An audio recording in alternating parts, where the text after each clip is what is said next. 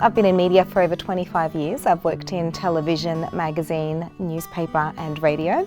More recently, obviously, is the newspaper. I am the current editor-in-chief.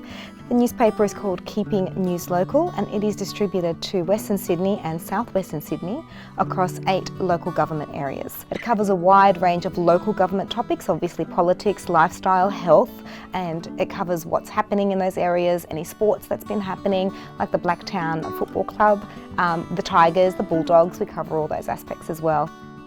Newspapers that are in those local areas have kind of died down, and so now that's bringing back that voice to the community.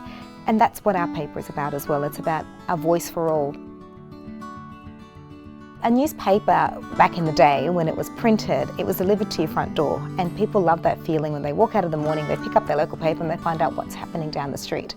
When it's in print, it's in print.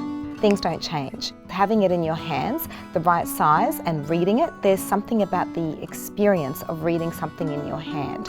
It's using a lot more senses, so it's more sensory involved. And I think that when you're reading something that you're holding in your hand and having the time to read it, it's retaining that information more, it's thinking about it, it's educating you more, and it's switching on those parts in your brain that otherwise wouldn't be activated behind a screen or behind a filter. Because in the end, we're human beings and we're social beings.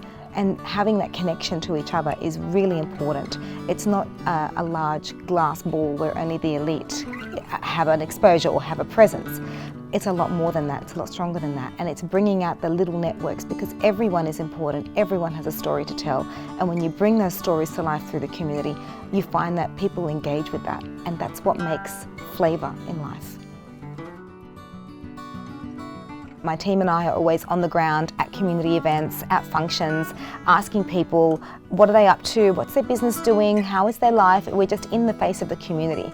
A local just wrote into us and said, I'd like to do a food festival, do you think you can help me? I might need some help with council. We went and did an interview, took a couple of photos, gave him a column in the paper. Next thing you know, council's getting in touch and trying to organise the food festival in Cabramatta. And that's just one example where we're present and immersed in the community. So if you want to know what's happening, you've got to be there. Being in that setting is what brings out all the stories and unites the community.